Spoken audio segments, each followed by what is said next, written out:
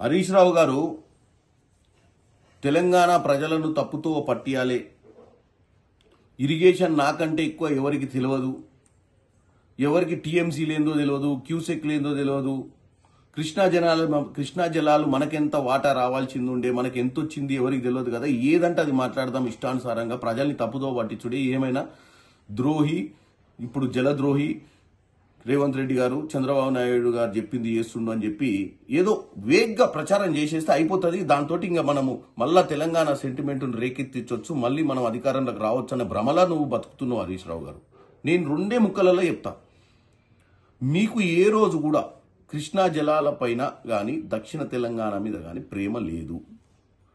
కాంగ్రెస్ హయాంలో రాజశేఖర రెడ్డి గారు ఉన్నప్పుడు తీసుకున్నటువంటి ప్రాజెక్టులను దక్షిణ తెలంగాణ కృష్ణా జలాలను కంప్లీట్ చేయాలన్న ఆలోచన లేదు. తెలంగాణ వచ్చిన తర్వాత 812 టీఎంసీలు ఉన్నటువంటి కృష్ణా జలాల మీద కేవలం 299 టీఎంసీలే తెలంగాణ కేటాయిస్తే మరి ఎందుకు మీరు పోరాటం చేయలేదు? ఇంటర్నేషనల్ లాస్ ప్రకారము కృష్ణా పరివాహక ప్రాంతం మనలో 69% పారుకుంటూ 31%, 34% ఆంధ్రాలో ఉంటే ఆ పర్సంటేజ్ ప్రకారమే 812 టీఎంసీలల్లో మన వాటా రావాలి కదా. మరి ఆ 10 ఏళ్లలో గాడిద పనులు దొమిర్రా మీరు? పోనీ 299 టీఎంసీలే కేటాయిస్తే కృష్ణా జలాల మీద మీరు ఈ ప్రాజెక్టులను కంప్లీట్ చేయకుండా, ఎందుకంటే అవి కంప్లీట్ చేస్తే కమిషన్లు రావు, పాత కాంట్రాక్టర్లే ఉంటారని చెప్పి కొత్తగా తుమ్మిడట్టి దగ్గర కూడా గోదావరిలో కాదని కాళేశ్వరంలో గట్టి కొత్త ప్రాజెక్ట్ 1,00,000 కోట్ల పైచీలు ఖర్చు పెట్టింది కేవలం కమిషన్ల కోసమే కదా. ఇప్పుడు వచ్చి మాకు కృష్ణా జలాల మీద ఇప్పుడున్న ప్రభుత్వానికి చిత్తశుద్ధి లేదు, గోదావరి మీద కనుక్కున్న బనకచెర్ల గురించి మాట్లాడుతూ ఒకరోజు పాలమూరు రంగారెడ్డి గురించి మాట్లాడి ప్రజల్ని కన్ఫ్యూజ్ చేస్తున్నావు హరీష్ రావు గారు. నేను చెప్తున్నా వినండి, మీరు 299 టీఎంసీలకు ఎందుకు ఒప్పుకుర్రు, ఎందుకు దాని మీద పోరాటం చేయలేదు? మీ 10 ఏళ్ల హయాంలో మనకే 500 చిల్లర రావాల్సింది, వాళ్ళు ఇప్పుడు 513 వాళ్ళు తీసుకొని 299 మనకిచ్చిర్రు. రివర్స్ మనకు రావాలి 513 ఇంటర్నేషనల్ వాటర్ లాస్ ప్రకారం. కానీ మీరు ఈ రోజు పోరాటం చేయాలి. ఇప్పుడు వచ్చి పాలమూరు రంగారెడ్డి గురించి మాట్లాడతారు, లేదా బనకచెర్ల గురించి మాట్లాడతారు. బనకచెర్ల గురించి ఆల్రెడీ ఉత్తమ్ కుమార్ రెడ్డి గారు పదే చెప్తున్నారు. డిసెంబర్ 25వ తారీఖు నాడే ఒక ఫైల్ చేసిర్రు, రిట్ పిటిషన్. ఇది కూడా చర్చకు ఎప్పుడు వస్తుంది? సుప్రీంకోర్టులో సోమవారం 5వ తారీఖు నాడు చర్చ కూడా ఉంది. కానీ మీరు ఏమంటారు? వీళ్ళకి బనకచెర్ల మీద చిత్తశుద్ధి లేదు. ఆ రేవంత్ రెడ్డి గారు చంద్రబాబు నాయుడు గారి మాటలు విని చంద్రబాబు నాయుడు గారికి వాళ్ళ గురువు గారికి ఏదో చేస్తుండని చెప్పి ఉట్టిగా సెంటిమెంట్ రేకెత్తిచ్చినట్టు మాట్లాడుతున్నావు. ఎందుకంటే తెలంగాణ సెంటిమెంట్ తోటి మళ్ళీ అధికారంలోకి రావాలంటే ఇదే నీళ్ల గురించి మాట్లాడి ఇదివరకు మీ మామ అధికారంలోకి వచ్చిండు, నీళ్లను మొత్తం ఏం చేసిండు మనకు అర్థమైపోయింది. కాళేశ్వరం కట్టి కమిషన్లు దండుకుండు, నీళ్లు నిధులు నియామకాలను ఏ తుంగలోకి దొక్కిన మీరు మళ్ళా ఇప్పుడు వచ్చి తెలంగాణ ప్రజల్ని తప్పుతో పట్టిస్తారు.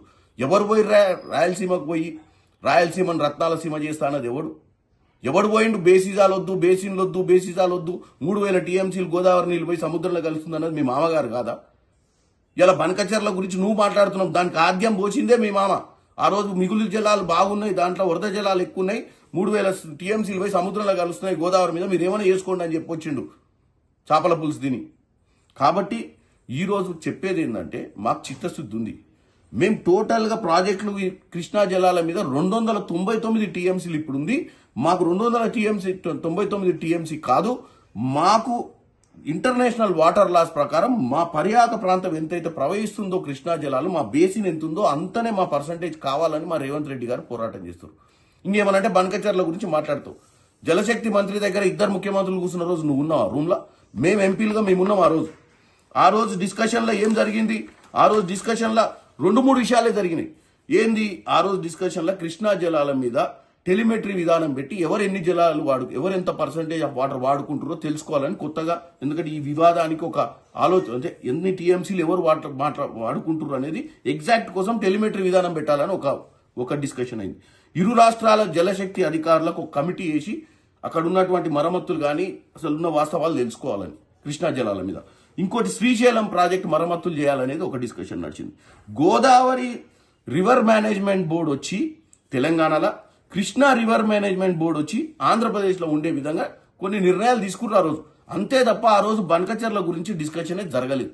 కానీ నువ్వు ఎప్పటికప్పుడు ఈ విషయం ఈ రోజు కాదు, ఈ విషయం ఆ రోజు ముఖ్యమంత్రి గారు చెప్పిర్రు, ఇరిగేషన్ శాఖ మంత్రి ఉత్తమ్ కుమార్ రెడ్డి గారు కూడా చెప్పారు. కానీ పదే వచ్చి బనకచెర్లను తీసుకొచ్చి తెలంగాణ సెంటిమెంట్ కాకెత్తనికే రేవంత్ రెడ్డి గారికి చంద్రబాబు సంబంధాన్ని అంటగట్టుడు, లేదా మా ఇరిగేషన్ మంత్రిని ఎప్పటికప్పుడు పాలమూరు రంగారెడ్డి విషయంలో కానీ ఇంకే విషయాలలోనూ తెలంగాణ ప్రజలకు ఏం తెలియదని తప్పుడు ప్రచారం చేస్తున్నావు.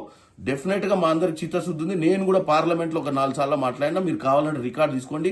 మాకు విభజన హామీల ప్రకారం పాలమూరు రంగారెడ్డి ప్రాజెక్ట్ కి నేషనల్ స్టేటస్ ఇవ్వాలి, నిధులు ఇవ్వాలని కూడా మేము అడగడం జరిగింది. డెఫినెట్ గా దానికోసం పోరాటం చేస్తున్నాం.